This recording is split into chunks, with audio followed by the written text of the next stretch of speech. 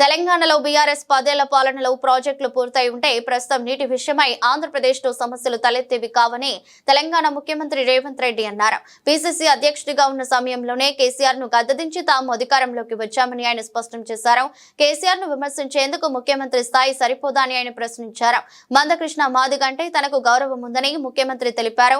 అయితే పోటీ పరీక్షల ఫలితాలను రిజర్వేషన్లకు ఎటువంటి సంబంధం లేదని ఆయన తేల్చి చెప్పారు. మందకృష్ణ మాదిగ బీజేపీ నాయకుడిలా మాట్లాడితే ఎలా అని ప్రశ్నించారు. గతంలో ఎప్పుడో విడుదలైన నోటిఫికేషన్లకు ఎస్సీ వర్గీకరణ అంశం వర్తించదని గుర్తించాలని సూచించారు. ఏదైనా చేయాలని చూస్తే న్యాయపరమైన చిక్కులు వస్తాయని ఆయన హెచ్చరించారు. పార్టీ మారిన ఎమ్మెల్యేలు ఏం మాట్లాడుతున్నారో తనకు తెలియదని ముఖ్యమంత్రి అన్నారు. కేటీఆర్, కిషన్ రెడ్డి కలిసి తిరుగుతున్నారని ఆయన ఆరోపించారు.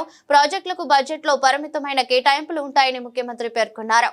అందుకే కేంద్ర ప్రభుత్వాన్ని నిధులు అడుగుతున్నట్లు ఆయన తెలిపారు.